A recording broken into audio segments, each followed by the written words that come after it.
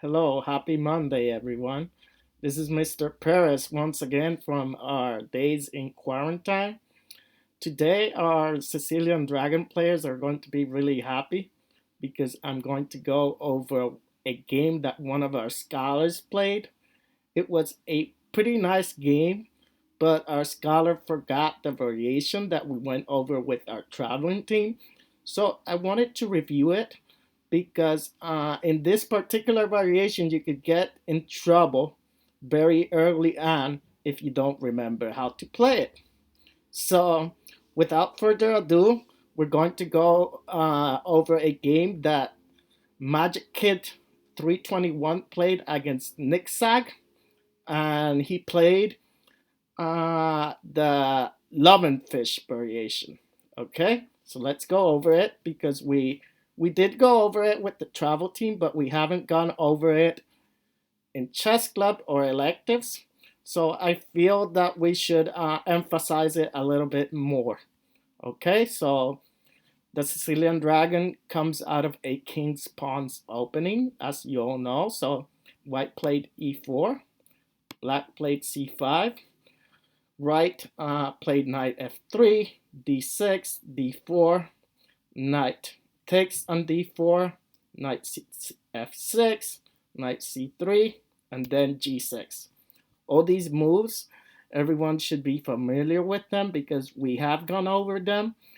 But in move 6, white introduces a new idea, which is the love and fish variation, and we're going to go over it because even though black played a move that's possible to be played, it's a variation that you could play. I did recommend you against playing this variation because I believe that in this variation that black played, it is actually white that's having all the fun if he finds the correct moves. So black played bishop g7, and this is the variation I don't like. And in a little bit, I'm going to go over why I don't like that variation. Actually, in this particular move order, I recommended the travel team to make knight c6. Knight c6, I believe, leads to a lot more comfortable position for black. And if you want to get really creative during your time in quarantine, you could even research knight b to d7, which I believe is also an acceptable move in the position. Either way, black played bishop g7. White didn't find the most critical move in this variation, which I believe is e5. E5 is the most critical move because there's a couple of tricks going into this variation. If you just take an e5, white could take back, and if you say, okay, let's go to knight g4 to win that pawn and e5 now, white actually has a big trick that I've seen a lot of players in scholastic tournaments fall for. Actually, you play here bishop d7, and if you play, for example, you black it with your bishop right here, right now, you're going to get into the surprise variation that the queen could actually take your knight. And right now, I win an extra piece. Okay? So, this is a little trap that a lot of people fall into. I've seen in a lot of scholastic tournaments. And if you go for king f8, for example, here, I could play knight e6, for example, and now I'm just winning your queen outright. So this is a really tricky line. After you take an e5, you could actually play, I believe, over here, but still you're getting into a lot of dicey lines, by allowing white to play e6. After e6, it actually white is the player that's having all the fun.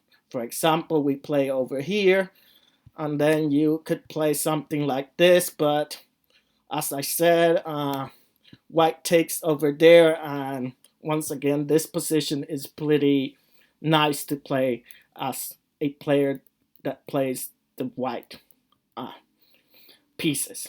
So that's why I didn't recommend to play bishop g7, because the only acceptable move in this position actually is knight h5. Knight h5, and this is actually a line that's been played before at the highest levels, but after even bishop to b5, I really don't like this position once again, because he has to block with his bishop and d7, and then I get e6 in even. And you could only maybe take like this, but then I could even take like that. And once again, I'm having all the fun, because at this point, I'm attacking the queen and the bishop. And the best move over here, believe it or not, is to trade your dragon bishop and maybe go into a position like this, but with white holding out the advantage. So this is the primary reason I don't like e5 in this position. I don't like bishop g7, because I get the e5 push. So I recommended our travel team to play knight c6.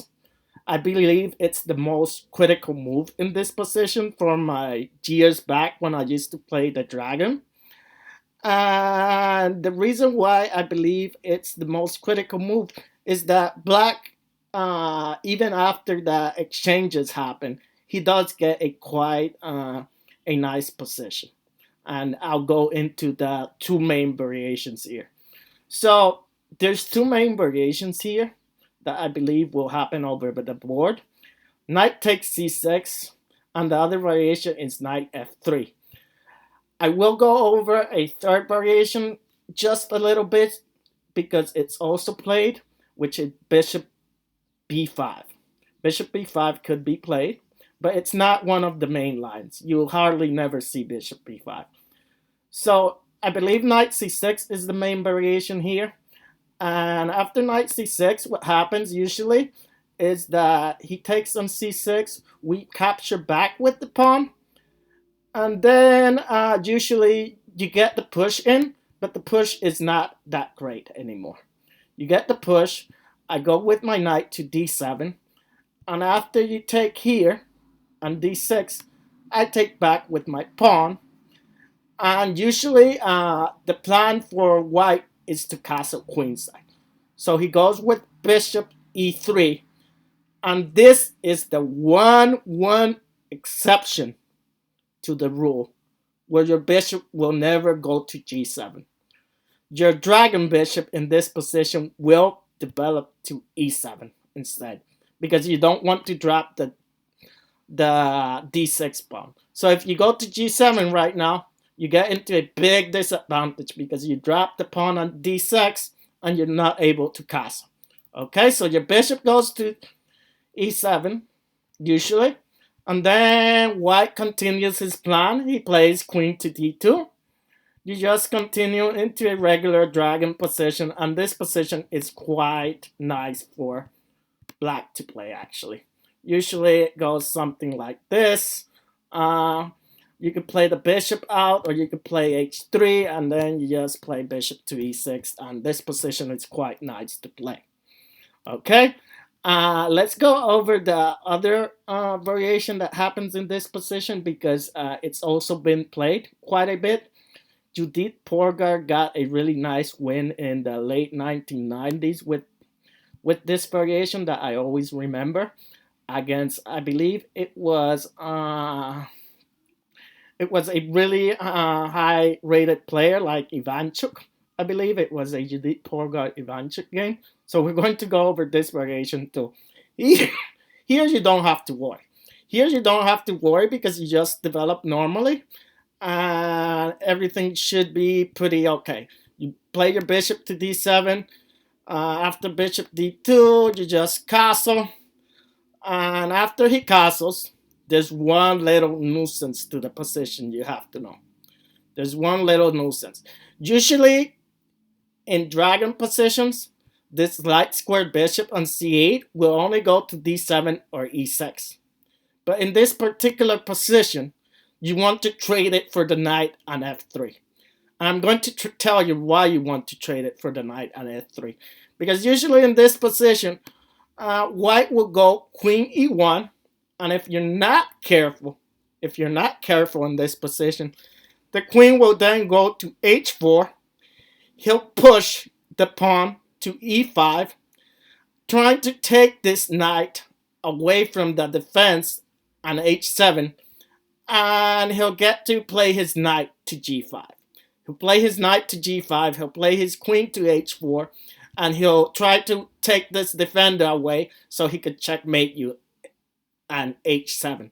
And this is a type of thing that happens also in Grand Prix positions. You have to be careful. So after he moves his queen out of the way, you always just trade over here. And then you go into a normal dragon position. You play your rook to c8. You could play a6. You could play a6. You know, there's a lot of options here. So you get a quite comfortable position from both the variations I've shown you in knight c6. Okay, so that's why I really recommend knight c6, because all the variations that you go into are pretty comfortable. There's also the bishop b5 line, which I believe is not too dangerous, because you just play bishop d7, and usually he takes over here. And you could just go back and either take with the pawn or the bishop. Taking with the pawn is okay. Right now, he never gets the e5 push, because if you could see in this position, if he goes back to e2, if he does e5, you could just get out of the way. You could just get out of the way and take. Okay? So over here, he never gets e5 because the bishop is blockading the queen and protecting the e6 square. Okay? So moving forward, let's see what our scholar did in his game, because this is the whole point of the exercise. We already know that bishop g7 is a move we don't recommend in this position. Okay? So we know we don't recommend bishop g7. We want to play knight c6. And if you want to investigate over your quarantine, look out for the move knight b to d7. You could go into lead chess and open the openings book. And I think knight b to d7 is also quite a nice move. So he played bishop g7. His opponent apparently didn't know the line very well, so he went to bishop e3. And after this, Eleazar missed a shot with, I think he could have played his knight to g4. Whenever this g4 square is not protected, you want to put your knight right there to be able to trade it for the bishop. Okay? You want to trade it for the bishop. So black didn't play knight g4. He played castle instead, which is okay too, but he had the knight g4 shot. Right now, queen d2 is not the best move, because right now, knight g4 is really good. Knight g4 is really good, because then the bishop has to go to g1 to not get traded. And black does have a little bit of an edge in this position. So Eleazar didn't see that, and he played knight c6 instead, which was okay. It follows the typical dragon plans. And here, white continued his castling, long castling. He still has the knight g4 move. He hasn't played it, but I mean, he continued normal development, which is okay too. Okay, normal development, bishop d7, bishop e2. Now he can't play knight g4 anymore. Rook c8, which is a regular normal development in the dragon. Knight f3. And I believe here is where Eleazar missed a shot he was going to get. So knight f3 is not a good move. Knight f3 is not a good move because it gives Eleazar this shot, which he didn't see in the game, but I believe would have given him a great advantage. Knight b4. And what's the purpose of knight b4? The whole purpose of knight b4 is that if, for example, he goes e5 to push the pawn or something like that, black is getting this shot in. And this is a typical c3 sacrifice. But he also never could take with the queen. Because if he takes with the queen here, you just get the fork in. The fork in and you're winning by a lot. So he has to take with the pawn here. And the whole thing behind taking with the pawn is that he gets knight e4 in. And you would say, okay, he got knight e4 in, but what's happening now? There's nothing really happening. Actually, there's a lot of things happening here. After he plays queen d4 to defend, for example, boom, we get another shot in. And what happens if he takes the knight? We fork him over here. And what happens if he takes the other knight? Boom, we fork him over here too. So this was a shot that Eleazar didn't play. He did do a pretty good move though. He did do a pretty good move, but he didn't do the most critical move, I believe, in that position. So Eleazar went ahead. He did queen a5. And then White began to feel the tension of having all these pieces near his queen. So White played his queen to b1. And now Eleazar did the best shot. The best shot, which is knight b4. And once again, what's the threat? You're threatening rook takes c3. And after rook takes c3, you're going to probably, after rook takes over here, you take an a2. Okay, so this position is really hard to defend. This position is almost impossible to defend. Okay, so Eleazar had the game almost in his pocket right now. But he did, after a3, he did a move that wasn't the most critical move. I'm sorry for moving the screen out. He did a move that wasn't the most critical move. And the reason why it wasn't the most critical move is that right now, right here, Eleazar has a winning combination. A combination that liquidates the game. And I'm going to give you like 20 seconds to see if you find the move. Sorry, my board is misbehaving right now. Let's see. Sorry for that. So the critical move in this position is knight takes e4. The reason why that's the critical move is that white takes, black will take on c2. And if the queen takes, queen will take on b4. Pawn will take, and then you get this nice combination in. Rook takes on b2. King moves to c1, because if the king moves to a1, you get a discovered attack. So the king moves to c1. And after the rook takes on e2, this bishop is under attack and this knight is under attack. So the best move you get is to defend those. And after check, white is experiencing heavy losses. There's no way to defend against everything.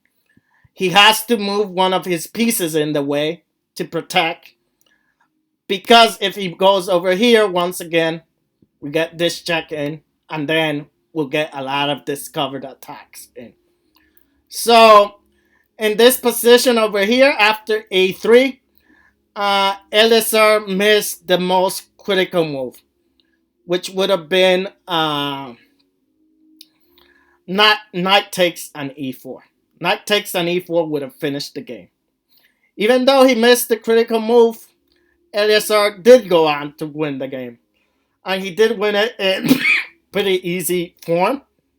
He went back. And after the knight went there, Eleazar just simply played over here. And for some reason, his opponent thought that the pawn on e7 was ampri, and he took it. And after Eleazar took, he resigned. So this was a really critical game because it dealt with a variation that we haven't gone over before. I invite you to study really carefully the Levenfish variation in the dragon that comes after 6 f4. Remember, remember, after 6 f4, we play knight c6 is my recommendation. Don't play bishop g7, because after bishop g7, white will begin getting all the fun in after he pushes his pawn to e5. Okay, so you could either play knight to c6, which is my recommendation, or do your own research on knight b to d7. Thanks a lot for listening in. I hope everyone is safe. I hope everyone learns a little bit from this lesson. And I'll see you next time.